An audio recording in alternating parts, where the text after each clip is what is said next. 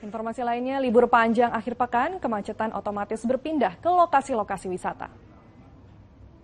Kemacetan sepanjang 2 km terjadi di jalanan menuju lokasi wisata Lembang. Antrian kendaraan sudah terjadi sejak pagi tadi, baik yang berasal dari kota Bandung maupun Subang.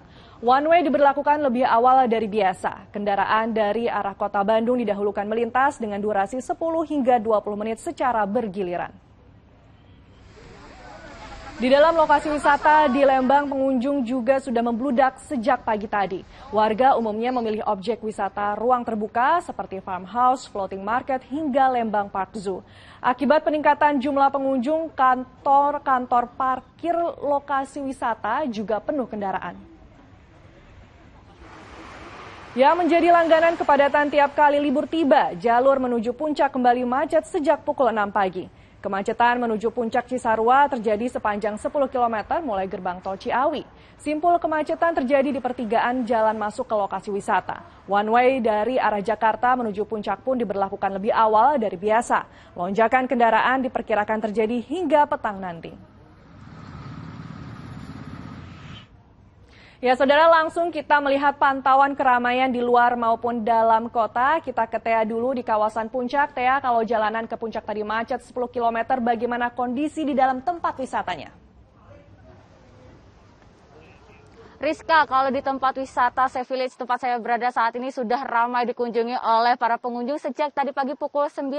Selain menyajikan pemandangannya indah seperti yang ada di belakang saya, tempat Safe Village ini juga menyajikan tempat penginapan yang begitu nyaman dan juga wahana-wahana yang memacu adrenalin para pengunjung. Terdapat sejumlah wahana seperti ada tadi adrenalin swing, lalu ada skybike, lalu ada flying fox dan juga wahana helikopter yang tentunya menantang adrenalin para pengunjung yang hendak mencoba wahana ini. Selain itu, tempat penginapan di Safe Village ini juga bermacam-macam, Rizka, mulai dari tenda dom, lalu ada tenda keong, lalu ada glamping superior, lalu ada juga glamping suite yang harganya di kisaran Rp550.000 hingga Rp1,2 juta, sehingga para pengunjung ini bisa bebas memilih mau menginap di tenda yang mana yang bergaya glamping yang tentunya nyaman bagi para pengunjung yang juga hendak menikmati pemandangan yang ada di sini. Dan hanya dengan Rp30.000 para pengunjung ini juga bisa menikmati wahana-wahana yang ada di Safe Village ini. Dan untuk arus lalu lintasnya sendiri, Rizka, menuju ke arah Safe Village ini tadi dari Simpak Gadok ini memang sempat terjadi kemacetan kira-kira hingga 10 km ke arah exit tol Ciawi. Dari yang tadinya kami harusnya menempuh perjalanan selama 1 jam ini, karena kepadatan arus lalu lintas kami harus menempuh selama 2 jam untuk ke Taman Safe Village ini. Dan tadi aparat kepolisian ini sudah melakukan sejumlah antisipasi dan rekayasa lalu lintas seperti one way yang dilakukan di dua sisi, dari arah bawah ke arah atas dan juga dari atas ke arah bawah, dan juga pemberlakuan ganjil genap ini juga dilakukan oleh aparat kepolisian. Sementara ini yang dapat kami laporkan, Rizka, kembali ke Anda di studio. Baik, terima kasih Tia, laporannya langsung dari kawasan Puncak Bogor. Selanjutnya kita lihat di dalam kota, Janet Lee di kawasan Ancol. Janet, apakah pengunjung di sana sama penuhnya dengan tempat wisata di Puncak?